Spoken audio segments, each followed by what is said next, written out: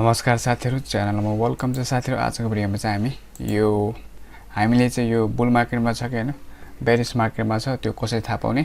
तपाईले चाहिँ यसमा चाहिँ मैले दिन खोजेको आइडियामा चाहिँ तपाईले 1 मिनेट भित्र चाहिँ थाहा पाउन सक्नुहुन्छ कता यो मार्केट चाहिँ कता जाँदै छैन। यो चाहिँ होल नेप्सेको पनि तपाईले थाहा पाउन सक्नुहुन्छ र तपाईको चाहिँ कुनै कम्पनी एउटा कम्पनीको चाहिँ स्टकलाई चाहिँ एनालाइज गर्न सक्नुहुन्छ। त्यो के रे कम्पनीको स्टक चाहिँ कतातिर जाँदै छ भनेर थाहा पाउन सक्नुहुन्छ। र तपाई नयाँ हुनुहुन्छ र हैन हाम्रो च्यानललाई सब्स्क्राइब गर्नु भएको छैन भने च्यानललाई सब्स्क्राइब गर्न नभुल्नु होला। ओके, सबैभन्दा पहिला चाहिँ तपाईले यो नेप्से अल्फाको फ्री च्याट वालामा जानु होला। तपाईले गुगलमा टाइप गर्नुस् नेप्से अल्फा /trading/chat टाइप गर्नुस्, त्यसपछि यो आउँछ। हामीले त्यसपछि चाहिँ म तपाईलाई दुईवटा मुभिङ एभरेज युज गरेर देखाउँछु। एउटा चाहिँ EMA, त्यसपछि चाहिँ सिम्पल मुभिङ एभरेज युज गरेर देखाउँछु। जस्तो तपाईले चाहिँ यहाँ जानुस्, इन्डिकेटरमा जानुस्, त्यसपछि चाहिँ EMA टाइप गर्नुस् हैन। तपाईले चाहिँ मुभिङ एभरेज एक्सपोनेन्शियल टाइप गर्दिनुहुन्छ। सिर्फ तपाईले चाहिँ सजिलो हुनको लागि EMA टाइप गर्नुस् अनि यसलाई छोड्दिनुस्। त्यसपछि चाहिँ यहाँ देख्न सक्नुहुन्छ यो चाहिँ अटोमेटिक चाहिँ 9 डेजको आउँछ। यो चाहिँ यसलाई चाहिँ 200 गरेर राख्नुस्। अनि त्यसपछि म चाहिँ यो स्टाइललाई चाहिँ अलि ठुलो बनाउन चाहन्छु, यो लाइनलाई चाहिँ अलि क्लियर देख्नलाई। त्यसपछि ओके गरिदिनुस्। यहाँ देख्न सक्नुहुन्छ यो यसमा चाहिँ हामीले यसै हेर्दाखेरि चाहिँ 200 को चाहिँ EMA जुन छ हैन, यो चाहिँ माथितिर देखाइरहेको छ। मतलब जस्तो यो मार्केट चाहिँ हैन 200 को EMA को मुनि चाहिँ माथि चाहिँ यसरी गइरहेको छ भने मतलब यो चाहिँ यो के रे बुल मार्केट छ भनेर चाहिँ बुझिन्छ। कसरी भन्दाखेरि यहाँ देख्न सक्नुहुन्छ यो चाहिँ 200 को जस्तो हामीले लाग्यो नि 200 को EMA भनेको चाहिँ प्राइस सेक्सनलाई चाहिँ चार्ट ओइलले चाहिँ मुभिङ के रे मुभ हुन्छ यस प्राइस एक्सन सँगै। त्यही भएर यो चाहिँ यहाँ देख्न सक्नुहुन्छ तपाईले यहाँ चाहिँ लास्ट इयरको हैन मार्च देखि चाहिँ यो चाहिँ बुल मार्केट सुरु भएको देखि चाहिँ यहाँबाट चाहिँ यसरी तपाईले थाहा पाउन सक्नुहुन्छ। र अघि नै मैले भनिसके मार्केट चाहिँ यो 200 को हैन 200 EMA को माथिबाट गइरहेछ भने यो चाहिँ तपाईले बुझ्नु पर्यो। के बुझ्नु पर्यो भने बुलिश मार्केट छ भनेर बुझ्नु पर्यो हैन। यो चाहिँ जस्तो कुनै कम्पनीको शेयर चाहिँ माथि जाँदै छ भनेर बुझ्न सकिन्छ। यो र मार्केट चाहिँ जुन यो 200 मुभिङ के रे EMA को मुनिबाट छ भने चाहिँ यो चाहिँ बेरिश मार्केट छ भनेर बुझिन्छ। जस्तो हामी नेप्से हेरिरहेको छौँ अहिले। यो चाहिँ म तपाईलाई देखाउँछु यो के रे बेरिश मार्केटको कस्तो देखिन्छ भनेर।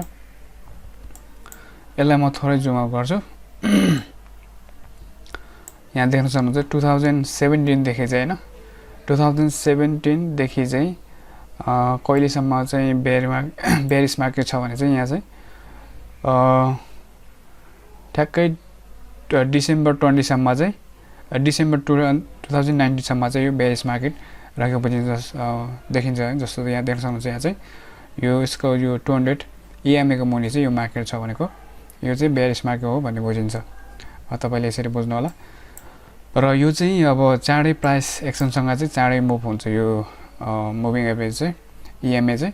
र म तपाईलाई अर्को चाहिँ त्यो सजिलो छ किनभने अनि यसमा चाहिँ सिम्पल मुभिङ एभरेज हो, तर यसमा चाहिँ MA टाइप गर्नु होला। यो मुभिङ एभरेज आउँछ, यसलाई क्लिक गर्नुस्। त्यसपछि यसमा जानु सेटिङमा, त्यसपछि यसमा नि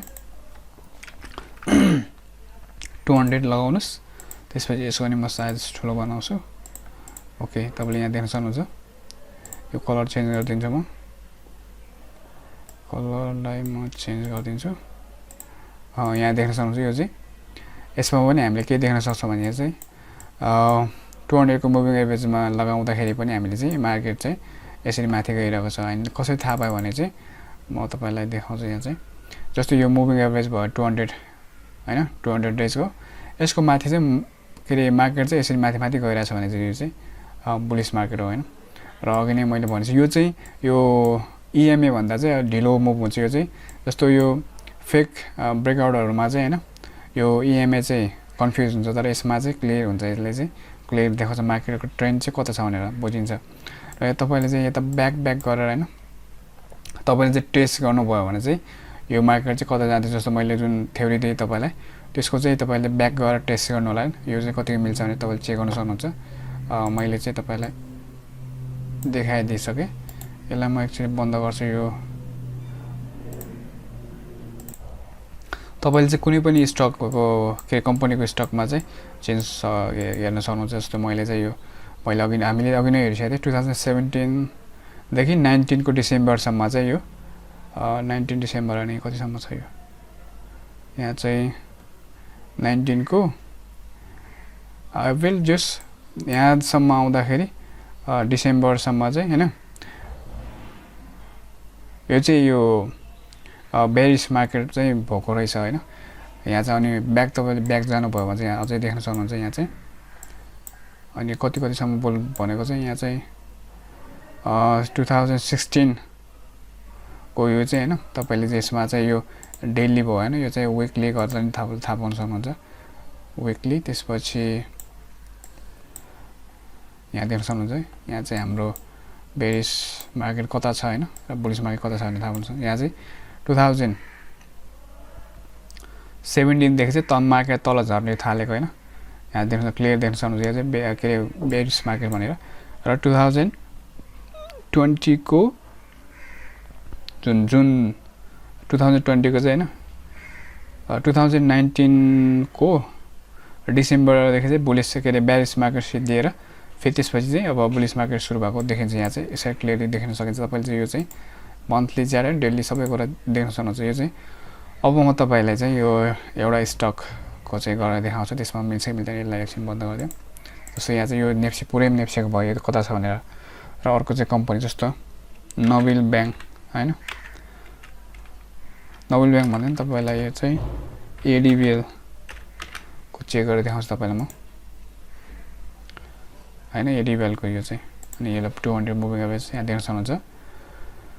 यसले पनि भन्छ के भन्छ यो अहिले चाहिँ एडीबीएल पनि बुलिश मार्केटमा बुलिश फर्ममा एकदम मार्केट चलिरहेछ भने बुझिन्छ। जस्तो यहाँ चाहिँ 200 मुभिङ सिम्पल मुभिङ एभरेजको चाहिँ माथिबाट यो मार्केट चलिरहेछ भनेको मतलब यो पनि बुलिश मार्केट छ भने बुझिन्छ।